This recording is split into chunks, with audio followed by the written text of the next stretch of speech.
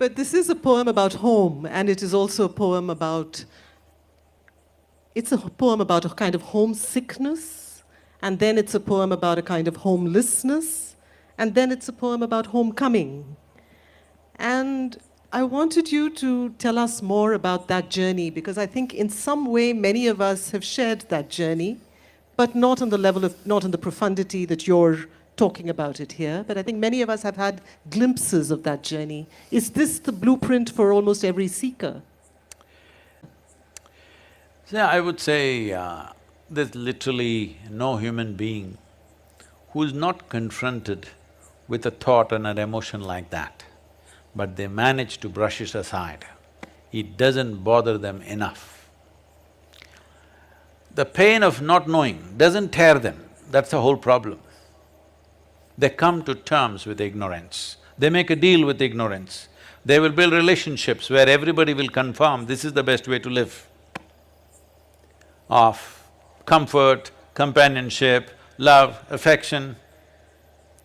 These are all things you're seeking. I know a whole lot of people have raised human emotions to heavens. If you say love, they say divine love. If you say joy, they say divine joy. If you say bliss, they say divine bliss. You don't need any God's help to be joyful, loving, peaceful. As a human being, you're endowed with these qualities. So all those who deprived themselves of that, they either seek God or they settle for a dog. Yeah, usually. Because they want a unconditional love, this is a demand. Because the nature of love is such that it's like a flower, if you don't watch it for 2 minutes, it'll fall. It'll wither and fall right there.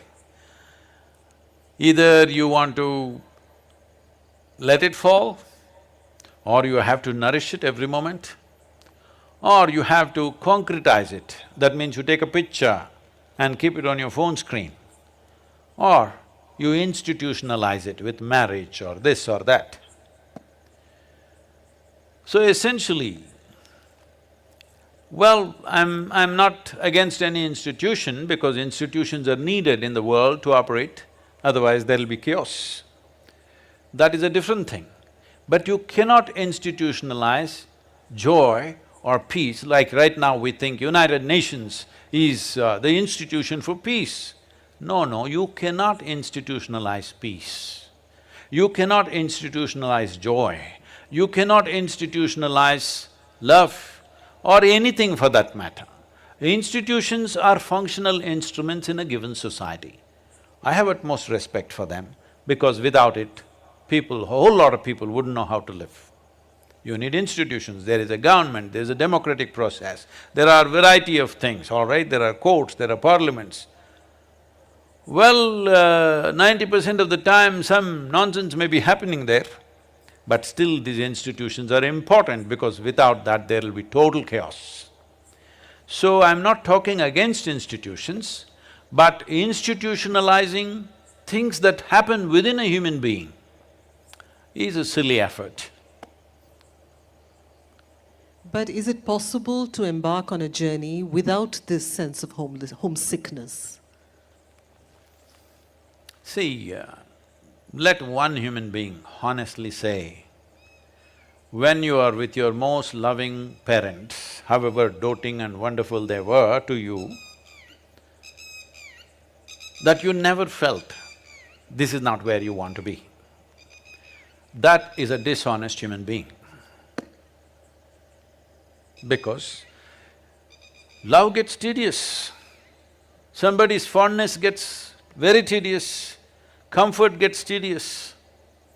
Because the nature of life is, it wants to constantly expand.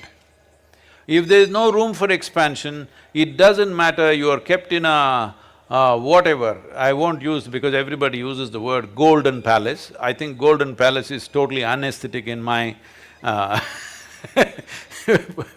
my visual perception, I hate golden palace. But whatever is the most wonderful palace, or as you say Shangri-La or whatever, it'll get tedious. All the heaven-bound people, they don't know how bored they will be within 3 days in that place of goodness. So I'm saying it doesn't matter. It's not because there's something wrong with your parents.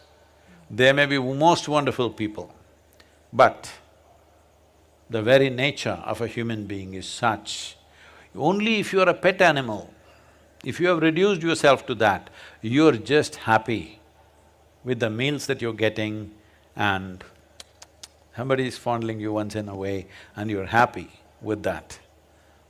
For that you must be a pet animal, you should not be born as a human being.